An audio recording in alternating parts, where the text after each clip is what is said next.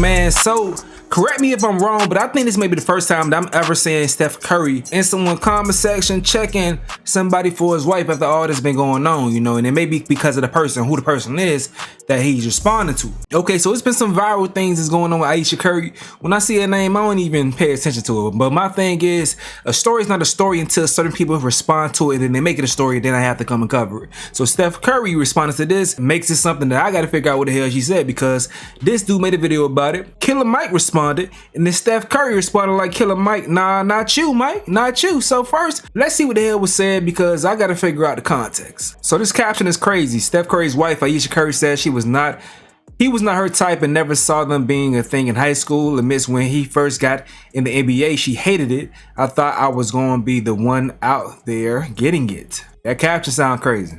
Yeah.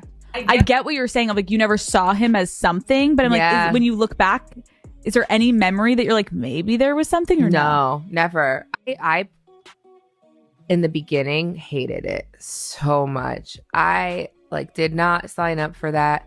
I also always thought like I didn't know that he was gonna end up playing basketball. Like he said he wanted to be a high school basketball coach. Like I thought I was gonna be like the girl out there getting it. So I didn't know. I just never thought that.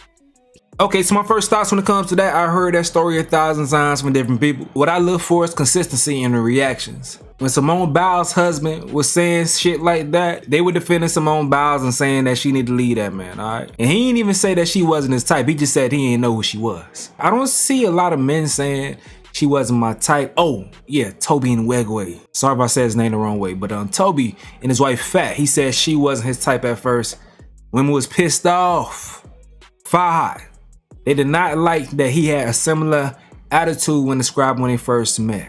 So ladies was pissed off with that entire relationship, okay? I haven't been much of a fan of it from that point, but still a lovely couple in my opinion. But I did see the same thing vice versa in the reaction to Travis Hunter. People still cringe at every single news that comes out about Travis Hunter and his girl, so I did see the same thing in reaction, I ain't gonna lie to y'all, and so on and so forth. But this is something that normally triggers whoever's the opposite sex when you hear someone's partner talk about them in that way publicly, because it's like, why would you embarrass them like that? But when you think about actually what she said, what she was saying about wanting to be the girl, the one out here and getting it, that's crazy. You would think a lot of the girls would be happy that they got their meal ticket, but she's like, nah, I wanted to be the one to shine. So it makes perfect sense when she comes and say she's kind of jealous of the attention that he gets in comparison. Like she wants to be lusted after. You heard her saying that years ago. So it makes perfect sense. All that makes perfect sense in the way that she moves and the way that she speaks whenever she's in front of a microphone. All that makes perfect sense. All right, but is it something that's going to get me super upset? Nah, just an observation. But let's see what dude got to say right here. They call for Killer Mike to respond and call for Steph Curry to speak out. But let's tap in. So bro got several videos about Ayesha Curry. Some shit I randomly think about is the fact that Ayesha Curry really got on a nationally televised interview and told the world, flirted with a male stripper, and then told the world the reason behind that is because bitches be flirting with her husband and she feel like she don't get the same attention. Ma'am, your husband is Steph Curry. Have you ever hit 11 threes in a game? Has Mike Breen ever said, bang, bang, after you did some shit? You ever smacked from half court consistently? 40, 50 feet away? You got 4 rings? But see, this is the further, like, delay. And to only add on to that shit, it's a compliment to your man that you got, because dudes probably don't flirt with you because you are Steph Curry's wife. So that alone is, you know, kudos to you because you are Steph Curry's wife. You were able to obtain the prize, Steph Curry, in a lot of these men's eyes, I guess. You feel me? So, nah, I can't even compete with that nigga. So why would I waste my breath? She look like a very faithful woman. Steph is a God-fearing man. I ain't even gonna come and try to even mess that up. Let me mind my business. That's a compliment to you. The whole women never go for what they say they want. They say they want one thing, and then the nigga they end up with embodies none of those qualities. So Ayesha Curry got exactly who women say they want. And she went on national television and disrespected him, flirted with a stripper in front of millions of people. And nobody calls her lame for that. I only disagree with that. People did call her lame.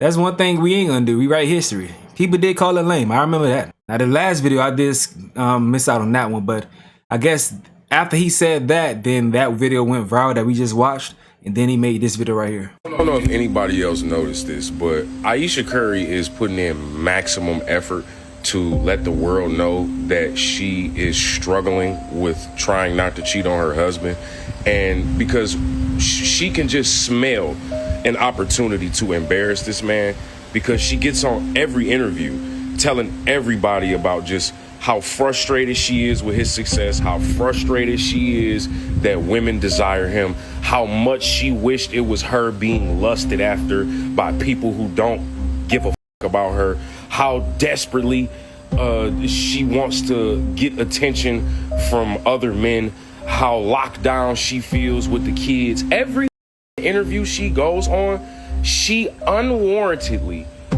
forces us to listen to her vent about her not wanting to be with her husband. She wants to go be Glorilla or some shit. Like, we get it, bro. Just go drop an album or some shit. Like, stop embarrassing this man, bro. This shit is getting pathetic. Homie said Glorilla. By the way, his name is Bucky Woods. That's how you find him on TikTok.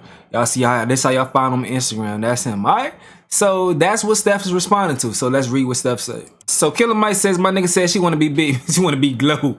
Man, Steph doesn't deserve the embarrassment. For real, God bless him, all right?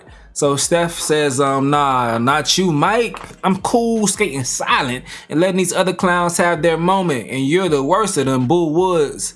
But you're better than that. Killer Mike, stay in your lane and let God keep blessing me like he is. We are good over here.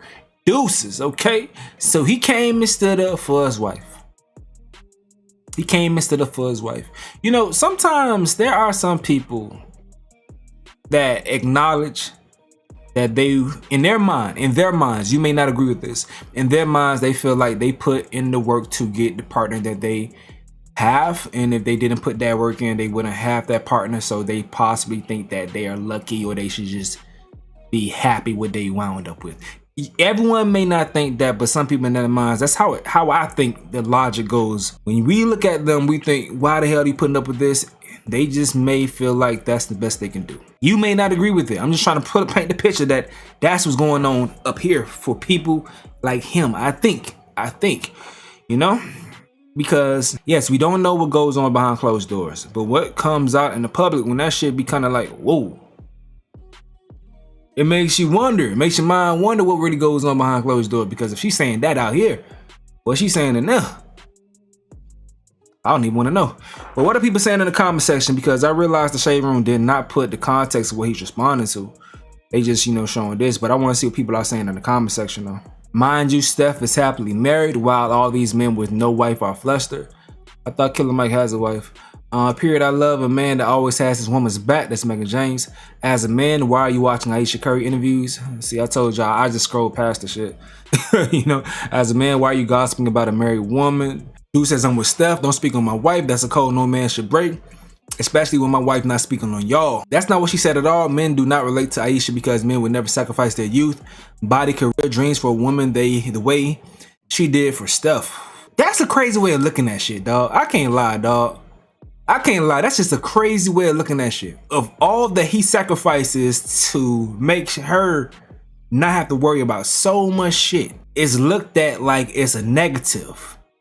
You feel me? Yes, it does come with a lot of pressure as far as being Steph Curry's wife, but you can't turn that situation into a negative no matter how you want to take it, no matter how you want to push it. And men who think the way I think would never agree with women who think this way at all. Y'all need to stop being so comfortable speaking on folks' marriages. I ain't gonna lie. Nowadays, when you make content, you know you're gonna make content and it's gonna get posted on some shit that has a comment section. So when you do that, people are going to comment. So when you tell vulnerable details about your marriage, you are opening your marriage up for comments. Men's obsession with villainizing their idols, girlfriends, wives, or being annoyed when they actually treat them with love and respect is weird. Almost like they think that they could be the best women for them.